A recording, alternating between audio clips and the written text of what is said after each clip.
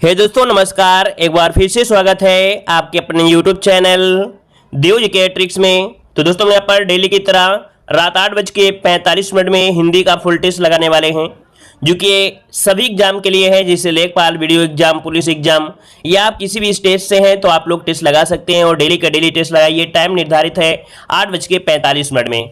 तो चलिए स्टार्ट करते हैं। गुड इवनिंग सभी को, गुड इवनिंग सभी को, गुड इवनिंग।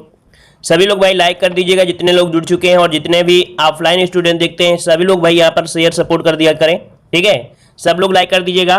चलिए स्टार्ट किया जाए। रेडी? चलिए आज का जो टारगेट हमने दिया है यहाँ पर आपका 47 नंबर आपको लाना है। याद रखिए माइनस मार्किंग आज नहीं है, और लेकिन 47 नंबर आपको लाना है। 60 क्वेश्चन आपके हैं, ठीक है। रेडी है? चैलेंज एक्सेप्ट है सभी लोगों को। चलिए तो स्टार्ट करते हैं। पहला क्वेश्चन आपका दिया गया है कि ताले के पानी पताले गए, बेटी पुरैन गई, कुमिलाई हो गंगा जमुना बिचरेती पर तू है, कैसे कह रहुच बियाह रे। इस गीत जो दिया गया है किस बोली का है, अर्थात ये जो दिया है किस बोली का है, बताइए। पहला ही क्वेश्चन आपको बड़ा कठिन लगेगा, है ना। तो देखिए हम आपको बता देते हैं, इसका आंसर ए हो जाएगा, अवधी बोली का है भाई। जिसका ऑप्शन आया ए नंबर बिल्कुल सही है, और जिनका गलत है तो अपना देख लीजिए। ये जो बोली है आपकी अवधी की है, ठीक है।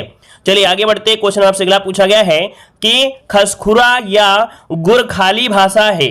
ये बताइए खसखुरा या गुरखाली जो भाषा है ये कहाँ की भाषा है। चलिए थोड़ा सा अगर दिमाग लगाएंगे तो आंसर सही कर लेंगे, क्योंकि आपने एक देखा होगा गोरखा युद्ध, आपने हिस्ट्री में पढ़ा होगा गोरखा, है ना, जो कि आपके नेपाल की राजभाषा। याद रखिए कि गुरखाली जो भाषा है वो नेपाल की राजभाषा है। यहां पर जो आंसर है आपका ए नंबर राइट हो जाएगा।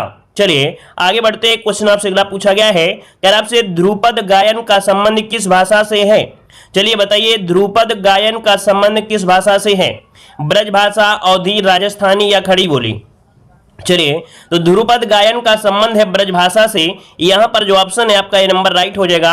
राजा मानसिंह तोमर ने ध्रुपद के प्रचार प्रसार में महत्वपूर्ण योगदान दिया। अगर कोई पूछ ले कि किसके प्रचार प्रसार में, तो मान सिंह तोमर ने ध्रुपद के प्रचार प्रसार में महत्वपूर्ण योगदान दिया था। इसका ऑप्शन बनेगा यहां पर ए नंबर। आगे बढ़ते। क्वेश्चन आपसे अगला पूछा गया है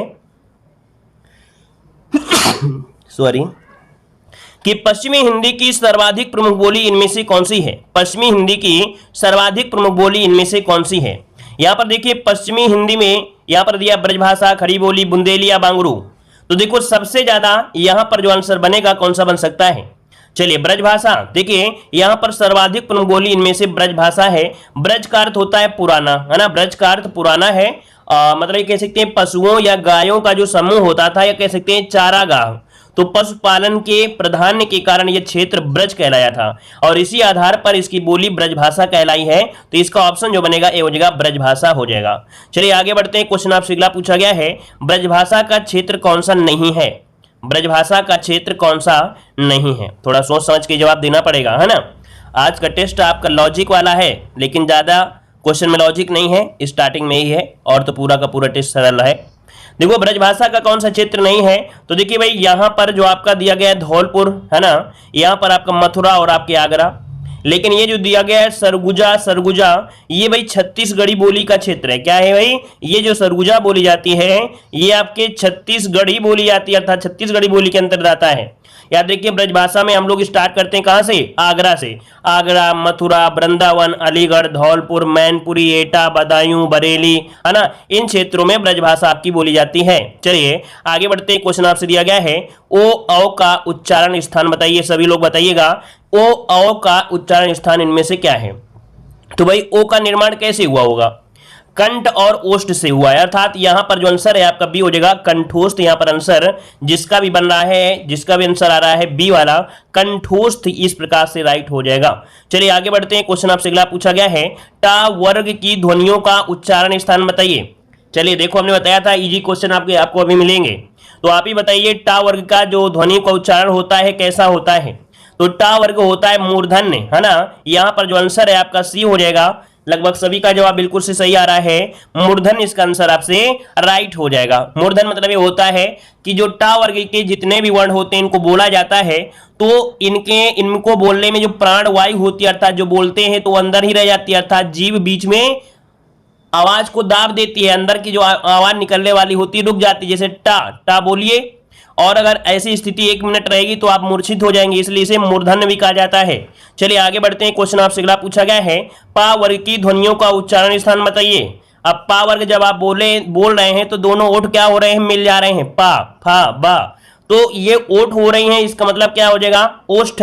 यहां पर आंसर आपका बनेगा कौन सा भाई, चलिए बताइए कौन सा आंसर बन जाएगा आपका, ओष्ठ, बिल्कुल सही है, ए नंबर इसका राइट हो जाएगा। चलिए आगे बढ़ते हैं, क्वेश्चन आपसे अगला पूछा गया है, वह वर्ण है, वह जो वर्ण है कैसा वर्ण है, इसका स्थान क्या होता है। तो याद रखिए ये दंत वाले में भी आता है ना, और आपके ओष्ठ वाले में भी आता है, तो यह आंसर जो बनेगा बी हो जाएगा कि वह वर्ण का जो उच्चारण होता है ये दंतोष्ठ से होता है, दंत वाले वर्ग में भी आता है और इसको बोलने में ओष्ठ का भी सहारा लेना पड़ता है, तो ऑप्शन बनेगा यहां पर आपका बी नंबर। चलिए आगे बढ़िए, क्वेश्चन दिया गया है, कह रहा पा फा बा भा मा उदाहरण है किसके हैं। तो अभी अभी हमने आपको बताया था पा फा बा दोनों ओठ आपस में मिल रहे हैं, तो आपका जवाब हो गया सी नंबर हो गया। ये तो पांचों क्वेश्चन बहुत इजी थे, सबके जवाब बिल्कुल सही होना चाहिए, है ना। चलिए अगला बताइएगा कि निम्नलिखित में से तद्भव शब्द का चयन कीजिएगा। तद्भव शब्द इनमें से क्या है, हस्त दिया है, हस्ती दिया है, हींग दिया है और आपका हीरक दिया है, इनमें से तद्भव जो आपका है कौन सा है। चलिए जवाब दीजिए, हींग, देखिए जिसका भी ऑप्शन आ रहा है सी नंबर हींग, हींग जो आपका है कैसा है, तद्भव है, तो इसका तत्सम क्या बनता है, इसका तत्सम होता है हिंगो, क्या होता है, हिंग होता है, हिंग, इस प्रकार से तत्सम इसका बनता है हिंगो। चलिए अगला बताइए, क्वेश्चन दिया गया है, निम्नलिखित में से कौन सा शब्द आपका तद्भव है। चलिए तद्भव की पहचान करिए, यहां पर जो आपका तद्भव शब्द है वो आपका कौन सा हो जाएगा, नया, नग्र, निष्ठुर या नृत्य। चलिए तो देखो भाई यहाँ पर रा यहाँ लगा हुआ है, यहाँ पर आधा सा है, यहाँ पर आपका देखो ये भी लगा है, मतलब ये तो तीनों आपके तत्सम है, लेकिन पहला जो ऑप्शन है नया ये आपका तद्भव हो जाएगा। चलिए आगे बढ़ते हैं, क्वेश्चन दिया गया है कि पर्ण का तद्भव शब्द क्या होता है। पर्ण का तद्भव शब्द क्या होता है, पर्ण का होता क्या है, पत्ता होता है या पत्र होता है। चलिए पत्र होता है, बिल्कुल सही है, यहाँ पर आंसर आपका ए नंबर आपका हो जाएगा। और आगे बढ़ते हैं, क्वेश्चन आपसे अगला पूछा गया है, निम्नलिखित में से कौन सा शब्द आपका तद्भव है। तद्भव शब्द की पहचान करिए, यहाँ पर 14 का ऑप्शन क्या बनेगा, तद्भव, अमीय, उलूक, इष्टिका और कुपुत्र। भैया आपसे पूछा है तद्भव, अब आप ही बताइए यहाँ पर जो आपका आंसर होगा क्या हो सकता है, उलूक, इष्टिका, कुपुत्र या अमीय। इस वाले क्वेश्चन में 50% लोग इसका जवाब गलत देंगे, पक्का है। चलिए देख लेते हैं कितने लोग सही देंगे। चलिए देखो तद्भव शब्द जो आपका अमी है, याद रखिए अमी ये आपका तद्भव है, नोट कर लीजिएगा। अमी का तत्सम अमृत होता है, अर्थात जो अमृत होता है वो शुद्ध होता है, तो यहां पर ये आपका तत्सम होता है, याद रखिएगा अमी तद्भव है, इसका तत्सम होता है अमृत। समझ में आ गया। चलिए अगला क्वेश्चन दिया गया है, निम्नलिखित शब्दों में से तद्भव शब्द का चयन करिएगा। तद्भव शब्द इनमें से कौन हो जाएंगे, चलिए यहां पर आंसर लॉक करिएगा। चलिए भाई सभी लोग जवाब दीजिए। देखो यहाँ पर प्यास जो आपका है ये तद्भव है ना, यहाँ पर आंसर आई ए हो जाएगा। प्यास जो आपका तद्भव है, इसका तत्सम बताइए क्या होता है, इसका तत्सम क्या होता है, तत्सम होता है पिपासा। क्या होता है, पिपासा होता है, याद रखिए इसका ऑप्शन ए हो जाएगा। आगे बढ़ते हैं, क्वेश्चन दिया गया है, निम्नलिखित में से प्रयार्थक क्रिया आपकी कौन सी है। यहाँ पर बताइए प्रयार्थक क्रिया आपकी कौन सी है। चलिए यहाँ पर दिया है उठना, चमकाना, गिराना और देना। यहाँ पर बताइए प्रेरणार्थक क्रिया क्या है, तो कह रहा है गिराना, अर्थात कोई दूसरे को गिराएंगे कि नहीं गिराएंगे, अर्थात तो ऑप्शन सी हो जाएगा गिराना। यहाँ पर आंसर आपका सी नंबर राइट हो जाएगा। चलिए आगे बढ़ते हैं, क्वेश्चन आपसे अगला है कि राम लक्ष्मण से पत्र लिखवाता है, इस वाक्य में क्रिया का कौन सा रूप यहाँ पर प्रयोग किया गया है। चलिए पहले वाले में गलती किया है तो इसमें गलती मत करिएगा, ठीक है। राम लक्ष्मण से पत्र लिखवाता है, तो यहां पर देखो प्रेरणा दी जा रही है ना, प्रेरणा दी जा रही है, अर्थात बिल्कुल सही जवाब लगभग सभी का आया है। यहां पर आंसर बनेगा आपका बी नंबर, प्रेरणार्थक क्रिया बन जाएगा। आगे बढ़ते हैं, क्वेश्चन आपसे अगला पूछा गया है, संयुक्त क्रिया बनती है, ये बताइए संयुक्त क्रिया कैसे बनती है। तो जब दो या दो से अधिक धातुओं के मेल से संयुक्त क्रिया बनती है। दो या दो से अधिक धातु दिया गया है, अकर्मक है, सकर्मक है, प्रार्थक है, मतलब पहला ही ऑप्शन हो जाएगा दो या दो से अधिक धातुओं के मेल से। यहां पर आपका ए नंबर राइट हो जाएगा, है ना, क्योंकि धातु क्या होती क्रिया, तो इसका आंसर आपका ए हो जाएगा। आगे बढ़ते हैं, क्वेश्चन आपसे अगला है, संयुक्त क्रिया के भेद बताइएगा। संयुक्त क्रिया के कितने भेद होते हैं। चलिए संयुक्त क्रिया के भेद थोड़ा सा कठिन हो सकता है क्वेश्चन, जिनका गलत हो जाए तो ईमानदारी से बताइएगा कि हमसे गलती हो गई है, और जिनसे गलती हो जाए तो लोग नोट करिएगा। संयुक्त क्रिया के आपके 11 भेद होते हैं, याद रखिएगा। यहाँ पर ऑप्शन डी हो जाएगा, जैसे आरंभ बोधक, समाप्ति बोधक, अवकाश बोधक, अनुमति बोधक, नित्याबोधक, आवश्यकता बोधक, निश्चय बोधक, इच्छा बोधक, अभ्यास बोधक, शक्ति बोधक और पुनरुक्त बोधक, है ना। तो ये 11 होते हैं, ऑप्शन डी हो जाएगा। आगे बढ़ते हैं, क्वेश्चन दिया गया है, वर्षा समाप्त हो चुकी, इस वाक्य में कौन सी संयुक्त क्रिया है। वर्षा समाप्त हो चुकी है, और जब समाप्त हो चुकी है तो ऑप्शन देखिए, यहाँ पर ऑप्शन क्या हो जाएगा, सी हो जाएगा, समाप्ति बोधक इसका आंसर राइट हो जाएगा। चलिए आगे बढ़ते हैं, क्वेश्चन आपसे अगला पूछा है, निम्नलिखित में से कौन सा स्त्रीलिंग में प्रयुक्त होता है। चलिए स्त्रीलिंग में प्रयुक्त होता है कौन, ऋतु कैसी है, पंडित, हंस, आचार्य। तो भाई जवाब बिल्कुल इजी है, पहला ऑप्शन हो जाएगा, ऋतु कैसी है। देखो हमने बताया था कैसा से आंसर निकलता है तो पुल्लिंग, और कैसी से सही आंसर निकलता है तो फिर क्या हो जाएगा, स्त्रीलिंग हो जाएगा। तो ऋतु कैसा है, ये तो नहीं बोलते, ऋतु कैसी है ना, तो कहोगे शरद ऋतु। ऑप्शन ए नंबर आपका ये हो जाएगा। आगे बढ़ते हैं, क्वेश्चन दिया गया है कि मनगढ़ंत शब्द है, मनगढ़ंत शब्द है। बोल देते ना कि क्या यार मनगढ़ंत कहानियां लिख रहे हो।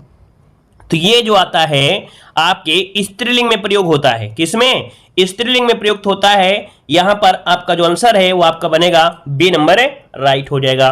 चलिए आगे बढ़ते हैं, क्वेश्चन दिया गया है, निम्नलिखित में से कौन सा शब्द है जो सदैव स्त्रीलिंग में प्रयुक्त होता है। बता डालिए जल्दी से सभी लोग, यहाँ पर कौन सा शब्द है जो सदैव स्त्रीलिंग में होता है। चलिए आलू कैसी है, आलू कैसा है, अच्छा भाई, आटा, आईना, रसद। चलिए तो देखो भाई यहां पर जो दिया है, निम्नलिखित में कौन सा शब्द जो सदैव स्त्रीलिंग में होता है, तो सदैव स्त्रीलिंग में यहां पर प्रयुक्त कौन सा बनेगा, रसद। याद रखिए यहां पर जो आंसर है आपका डी वाला, रसद स्त्रीलिंग में प्रयुक्त किया जाता है, ठीक है ना। चलिए आज थोड़ा जुकाम हो गई है। चलिए आगे बढ़ते हैं, क्वेश्चन दिया गया है, निम्नलिखित में से कौन सा शब्द आपका स्त्रीलिंग है, कौन सा शब्द स्त्रीलिंग है। यहां पर 24 को ऑप्शन देना है, हाथी, मोती, पानी, नकेल। चलिए मोती मत लगा दीजिएगा, है ना, यहां पर लगाइएगा कौन सा, यहां पर दिया गया स्त्रीलिंग, स्त्रीलिंग हो जाएगा। यहां पर देखिए नकेल, जो आपका नकेल है ये स्त्रीलिंग में होता है, शेष में जो आपका हाथी, मोती, पानी ये पुल्लिंग होता है। आगे बढ़ते क्वेश्चन दिया गया है, ठाकुर शब्द का स्त्रीलिंग क्या हो जाएगा, ठाकुर का स्त्रीलिंग क्या होता है। चलिए भाई ठाकुर का स्त्रीलिंग बताइएगा, ठाकुर का स्त्रीलिंग क्या होता है, ठकुराइन होता है, बिल्कुल सही बात है, ठकुराइन, जो कि ऑप्शन क्या हो जाएगा, बी नंबर इसका राइट हो जाएगा। आगे बढ़ते हैं, क्वेश्चन दिया गया है कि उपसर्ग के बारे में कौन सा कथन सही दिया गया है। उपसर्ग भाई क्या होता है, उपसर्ग जो होता है क्या होता है, या शब्दों के आगे जुड़ते हैं क्या, या शब्दों के पीछे। पहला ही ऑप्शन बिल्कुल सही है, उपसर्ग वो शब्दांश होते हैं जो शब्दों के आगे जुड़कर उसके अर्थ बदल देते हैं, अर्थात इसका ऑप्शन ए वाला राइट बन जाएगा। आगे बढ़ते हैं, क्वेश्चन दिया गया है कि कौन सा संस्कृत का उपसर्ग नहीं है। बताइए भाई, इजी क्वेश्चन है, कौन सा संस्कृत का उपसर्ग नहीं है। यहां पर जवाब दीजिए, संस्कृत का उपसर्ग नहीं है। तो प्रा तो संस्कृत में है, अद भी है आपका, सु भी है, लेकिन कु जो आपका है ये हिंदी का उपसर्ग है, नोट कर लीजिएगा। यहाँ पर ऑप्शन सी, या एमपी क्वेश्चन ये पूछा जा सकता है और कई बार पूछा भी जा चुका है, तो यहाँ पर आंसर आपका सी हो जाएगा, ये हिंदी में आता है, हिंदी का उपसर्ग है। अगला क्वेश्चन दिया गया है, किस शब्द में उर्दू उपसर्ग का प्रयोग किया गया है। चलिए किस शब्द में उर्दू उपसर्ग का प्रयोग किया गया है। 29, कायर, विदेश और कमजोर। भैया यहाँ पर देखिए, यहाँ पर आपका जो आंसर है वो आपका हो जाएगा कौन सा, डी वाला, कमजोर। कमजोर शब्द में उर्दू शब्द है कौन सा, तो कम, कम का प्रयोग किया गया है उर्दू में। यहाँ पर ऑप्शन आपका डी नंबर हो जाएगा। और आगे बढ़ते हैं, क्वेश्चन आपसे अगला है, उपसर्ग का प्रयोग होता है। चलिए उपसर्ग का प्रयोग होता है तो भाई इसको तो अभी अभी हमने बताया था, शब्द के आदि में, शब्द के मध्य में, शब्द के अंत में, इनमें से कोई नहीं। देखो आदि मतलब होता है पहले, याद रख लीजिएगा क्योंकि इसमें गलतियां हो जाती हैं लोगों से। तो आदि मतलब होता है जब शब्द के पहले जब लगता है आदि, और बोलते हैं ना आदि का अंत, तो आदि मतलब पहले होता है, प्रारंभ होता है, तो इसका ऑप्शन ए वाला हो जाएगा। आगे बढ़ते हैं, क्वेश्चन दिया गया है, उपसर्ग से संबंधित सूत्र कौन सा है। उपसर्ग से संबंधित सूत्र इनमें से कौन सा है। चलिए नोट कर लीजिएगा। देखो उपसर्ग में यहाँ पर जो सूत्र है वो आपका हो जाएगा प्रादयः। क्या हो जाएगा, प्रादयः। मतलब एक सूत्र होता है काफी बड़ा, प्रादयः संतवे निपत संज्ञा भवंती, है ना, ये सूत्र होता है पूरा। तो इसका ऑप्शन आपका ए नंबर हो जाएगा राइट। चलिए आगे बढ़ते हैं, क्वेश्चन दिया गया है, कह रहे लुटेरा में प्रयुक्त प्रत्यय आपका कौन सा है, लुटेरा, लुटेरा। तो भाई जब 2-3 बार बोलोगे लुटेरा लुटेरा एरा एरा, एरा निकल रहा है ना, और एरा कहां पर है, ऑप्शन सी दिया गया है, ऑप्शन आपका सी नंबर हो जाएगा। आगे बढ़ते हैं कि घबराहट में प्रयुक्त प्रत्यय कौन सा है। चलिए भाववाचक संज्ञा में ये प्रत्यय जोड़कर प्रत्यय निकला है, देखिए घबराहट, आहट, आहट कहां पर है, ऑप्शन सी दिया गया है। और आगे बढ़ते हैं, क्वेश्चन आपसे दिया गया है कि दयालु में किस प्रत्यय का प्रयोग किया गया है, दयालु में किस प्रत्यय का प्रयोग किया गया है, दयालु, आलू, आलू है ना। तो भैया आप बताइए, यहाँ पर दयालु है, छोटा ऊ है तो छोटा ऊ लगाइए, क्यों बड़ा ऊ लगा रहे हैं। यहाँ पर देखिए छोटा ऊ लग जाएगा, बी नंबर दयालु है ना, तो आपका हो जाएगा बी वाला हो जाएगा, क्योंकि यहाँ पर लू में छोटा की मात्रा है। आगे बढ़ते हैं, क्वेश्चन दिया गया है धार्मिक में कौन सा प्रत्यय है, धार्मिक में कौन सा प्रत्यय जुड़ा है। चलिए धार्मिक में जो प्रत्यय है वो आपका कौन सा है, धार्मिक। चलिए एक बिल्कुल सही जवाब है, यहाँ पर सी हो जाएगा, इक हो जाएगा, सी नंबर राइट हो जाएगा। आगे बढ़ते हैं, क्वेश्चन आपसे अगला पूछा गया है निम्नलिखित में से कौन सा लुटेरा शब्द में प्रयुक्त प्रत्यय है, लुटेरा शब्द में प्रयुक्त प्रत्यय पूछा गया है। तो अभी अभी हमने आपको बताया था भाई है ना, और अभी अभी बताया है, तो इसका जवाब भी आप लोग कमेंट बॉक्स में कमेंट करिएगा, ठीक है, इसका जवाब कमेंट बॉक्स में कमेंट करिए। अगला क्वेश्चन दिया गया है निम्नलिखित में से कौन सा शब्द स्वर संधि का नहीं है। चलिए कौन सा शब्द स्वर संधि का उदाहरण नहीं है, उदाहरण नहीं है। देखो भाई यहाँ पर दिया गया है स्वर संधि का अनन्वय, पित्राज्ञा, मनोरथ और यद्यपि। देखो भाई यहाँ पर अनन्वय में पित्राज्ञा में भी है, इसमें ऑप्शन सी हो जाएगा मनोरथ। इसका होता क्या है, मना, क्या होता है, मना होता है, इसके बाद रथ हो जाएगा, मतलब जो ओ की मात्रा है इसका परिवर्तन विसर्ग में हो जाता है, तो ये विसर्ग संधि का है। ऑप्शन जिसका आ रहा है भाई सी नंबर वालों का जवाब बिल्कुल से राइट है। अगला क्वेश्चन दिया गया है निम्नलिखित में से कौन सा शब्द व्यंजन संधि का नहीं है, कौन सा शब्द व्यंजन संधि का नहीं है। यहाँ पर देखिएगा वगीस, वाकधनीस, उत्धनलास, अतझंजंत, अजंत है ना। यहाँ पर देखिए आपका आंसर भी हो जाएगा विधायक है ना, विधायक में स्वर संधि है, इसका जो बनता है वो विधेय धनक बनता है, क्या बनता है, विधेय धनक बनता है, तो यहाँ पर ऑप्शन बी वाला इसका हो जाएगा। आगे बढ़ते हैं, लोकोक्ति में संधि है, लोकोक्ति। तो देखो भाई लोकोक्ति को जब तोड़ेंगे तो बनेगा क्या, लोक बनेगा, क्या बनेगा, लोक बनेगा, धन उक्ति बनेगा, मतलब यहां पर आपका जो संधि है गुण संधि है, गुण संधि, जो कि ऑप्शन यहां पर बनेगा बी वाला हो जाएगा राइट।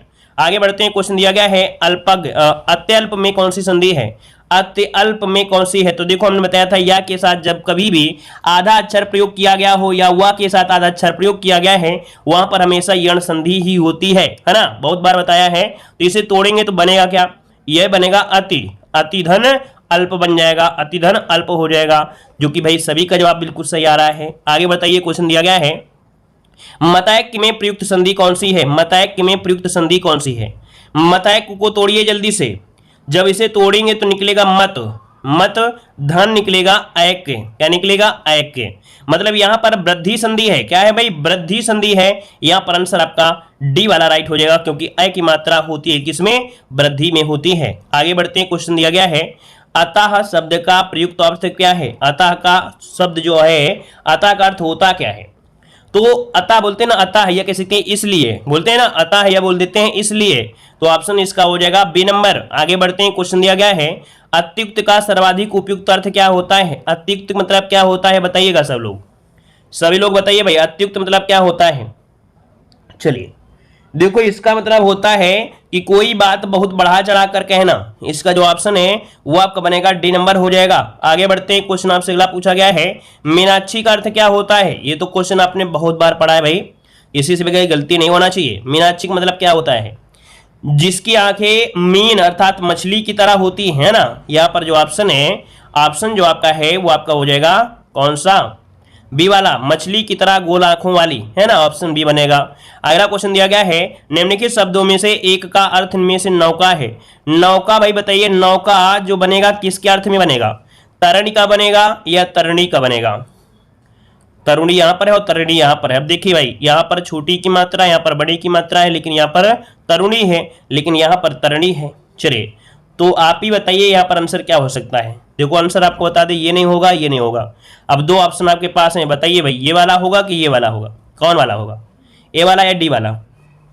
चलिए ए वाला नहीं भाई, यहाँ पर जो आंसर है भाई जिसका डी वाला जिसका आंसर है वो आपका हो जाएगा नौका जो होता है वो तरणी माने होता है। ठीक है, चलिए अगला क्वेश्चन दिया गया है, यहाँ पर अंश शब्द का अर्थ क्या होता है? तरणी आपकी सूर्य में होता है, ठीक है। तरणी में आपका जो होता है, तरणी मतलब होता है नौका होता है, ठीक है।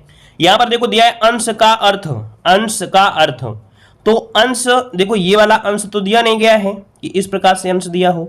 ये अंश जो होता है कोई आपकी बॉडी में, जो आपकी बॉडी है मतलब अंश का अर्थ यहाँ पर कंधा से बनेगा, ठीक है।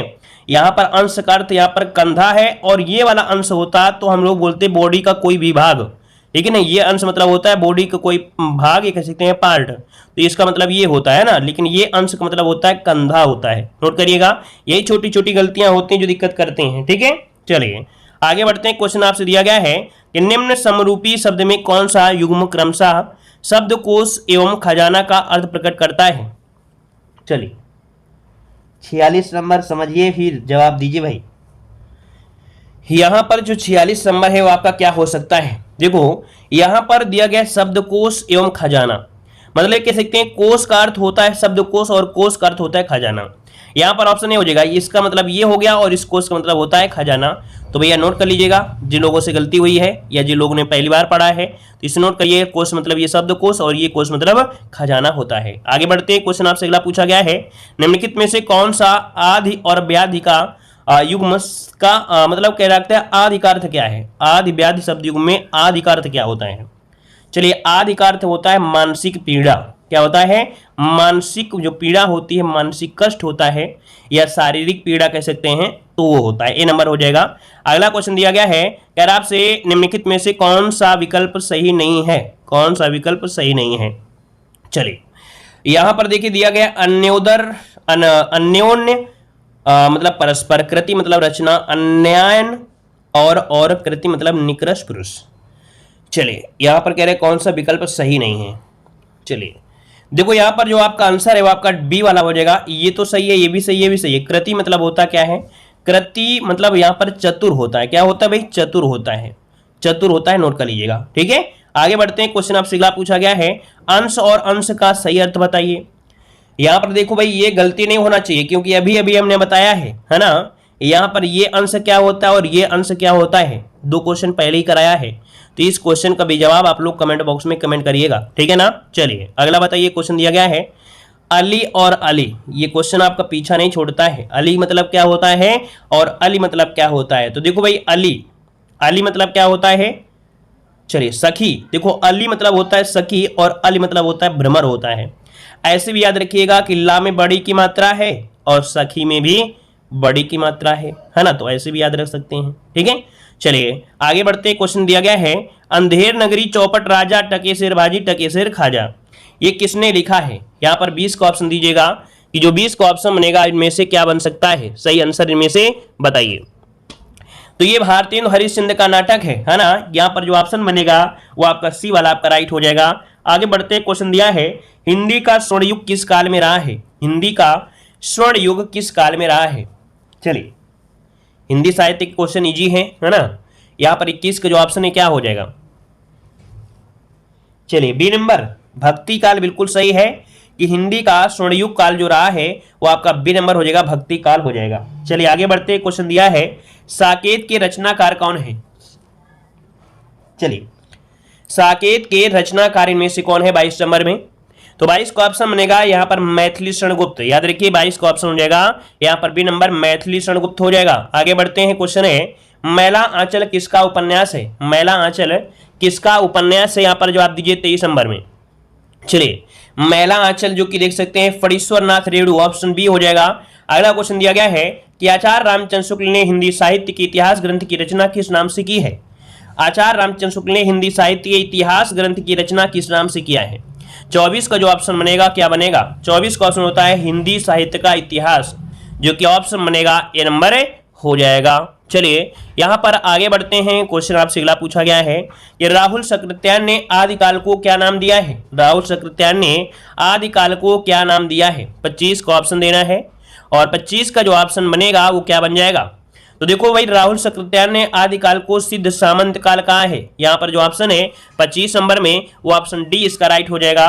और आगे बढ़ते हैं। क्वेश्चन दिया गया है, आदिकाल की प्रधान प्रवृत्ति क्या है? आदिकाल की प्रधान प्रवृत्ति क्या है 26 नंबर में? तो आदिकाल की प्रधान प्रवृत्ति है जो भी वीर गाथा काल, अर्थात आदिकाल में जो प्रधानता थी वो आपकी वीर गाथा काल अर्थात वीरता से संबंधित है। यहाँ पर अगला क्वेश्चन है ज्ञान मार्गी काव्य किस काल की प्रवृत्ति है? ज्ञान मार्गी काव्य किस काल की प्रवृत्ति है? 27 नंबर में 27 का ऑप्शन ये भक्ति काल का है। ठीक है, नोट करिएगा, ये भक्ति काल का है। और आगे बढ़ते क्वेश्चन दिया है ये भक्ति काल को कालक्रम की दृष्टि से आचार्य शुक्ल ने क्या नाम दिया है? तो भक्ति काल को आचार्य शुक्ल ने जो नाम दिया है वो क्या दिया है? तो ये दिया है पूर्व मध्यकाल कहा जाता है। याद रखिए, इसे बोलते हैं पूर्व मध्यकाल। ऑप्शन बनेगा आपका ए नंबर। और आगे बढ़ते क्वेश्चन आपसे दिया गया है कि जॉर्ज गियर्सन ने किस काल को हिंदी साहित्य का स्वर्ण काल कहा है? जॉर्ज गियर्सन ने किस काल को हिंदी साहित्य का स्वर्ण काल कहा है? यहाँ पर 29 का जवाब दीजिएगा। देखिए 29 का ऑप्शन कुछ लोग जवाब दे रहे हैं यहाँ पर बी नंबर भक्ति काल, इसका आंसर राइट हो जाएगा। अगला क्वेश्चन दिया है निराला ने किस पत्र का संपादन किया है? निराला ने किस पत्र का संपादन किया 30 नंबर में? तो 30 नंबर को भाई नोट कर लीजिएगा सभी लोग, 30 नंबर को भी नोट करिए। यहाँ पर आपका मतवाला, निराला ने किस पत्र का संपादन किया? मतवाला, इसका आंसर बनेगा ए नंबर। और अगला है रामचंद्रिका की रचना किसने की है? चलिए बताइएगा कि रामचंद्रिका की जो रचना किया है वो किसने किया है? यहां पर आपके ऑप्शन दिए हैं और आपका जो राइट आंसर बनेगा वो क्या बन सकता है? चलिए, तो भाई इसका जो राइट आंसर होगा वो आप लोग कमेंट बॉक्स में कमेंट करिएगा। तो आज की वीडियो में 3 क्वेश्चन दिए गए हैं, तीनों क्वेश्चन के जवाब आप लोग कमेंट बॉक्स में कमेंट करिएगा। ठीक है, जो लोग ऑफलाइन देखते हैं तो ऑफलाइन दीजिएगा, ऑनलाइन वाले हैं तो भाई ऑनलाइन वाले प्रयास करें कि ऑफलाइन कमेंट दीजिएगा। ठीक है ना? तो भाई आप सभी लोग इस वीडियो में कमेंट जरूर करिएगा कितना सही हुए हैं, क्योंकि हमने जो टारगेट आज दिया था वो दिया था 47 नंबर सही करने का। ठीक है, और आप लोग बता डालिए जल्दी जल्दी कि आप लोगों ने कितना सही किया है। और जो क्वेश्चन कमेंट के लिए बोले हैं तो कमेंट बॉक्स में कमेंट करिएगा। ठीक है, चलिए, आज की जुकाम हमें परेशान कर दी, इसलिए आज की क्लास जल्दी रख रहे हैं, मतलब खत्म कर रहे हैं। सभी को गुड नाइट, सभी को जय हिंद, टेक केयर, सभी को शुभ रात्रि, धन्यवाद। सभी लोग भाई लाइक शेयर करिएगा। ठीक है, ऑफलाइन वाले भी स्टूडेंट लाइक शेयर करें और ऑनलाइन वाले भी। धन्यवाद।